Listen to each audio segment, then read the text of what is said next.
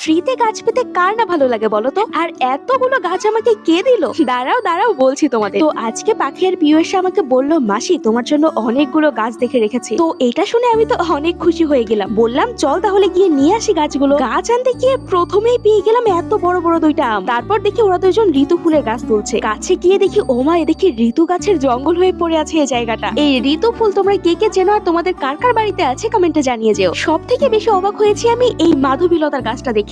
দেখে মনে হচ্ছে না যেন কেউ গামলা ভর্তি করে ফুল ঢেলে রেখেছে এই জায়গাটায়। যাই হোক, এখান থেকে অনেকগুলো গাছ পাখি আমাকে জোগাড় করে দিয়েছে। এই টবের মাটিগুলো আগেই রেডি করা ছিল, তাই এখানে ঋতু ফুলের গাছ আর দোপাটি ফুলের গাছগুলো লাগিয়ে দিলাম। আরেকটা সাদা কণ্ঠ বা অপরাজিতের গাছও পেয়েছিলাম। আমার ইচ্ছা আছে এই একই সাথে নীলকণ্ঠের একটা গাছও লাগাবো। সাদা কণ্ঠ আর নীলকণ্ঠ একসাথে ফুটলে বেশ ভালোই লাগবে, কি বলো তোমরা? আমার কাছে কোনো টব আর খালি ছিল না, তাই এই গাঁদা আর নয়নতারার গাছটা আমি চারিতেই বসিয়ে দিলাম। পরে অন্য কোনো টবে রিপোর্ট করে দিব। যাই হোক, তোমাদের কিছু কমেন্ট পড়া। তাসকিন লিখেছে, তোমার ভিডিও আমার অনেক ভালো লাগে। তোমাকে অনেক অনেক অনেক ধন্যবাদ তাসকিন। তাছাড়া মিথি, রিশা, লামিয়া, জুই, ফাহিস, শাওন, তোমাদের অনেক অনেক অনেক ধন্যবাদ। আর তোমাদের যদি আমার এই ভিডিওগুলো ভালো লেগে থাকে তাহলে অবশ্যই লাইক, কমেন্ট এবং শেয়ার করে যাবে। আর আমার ছোট্ট চ্যানেলটাকে একটু সাবস্ক্রাইব করে যাবে। টাটা।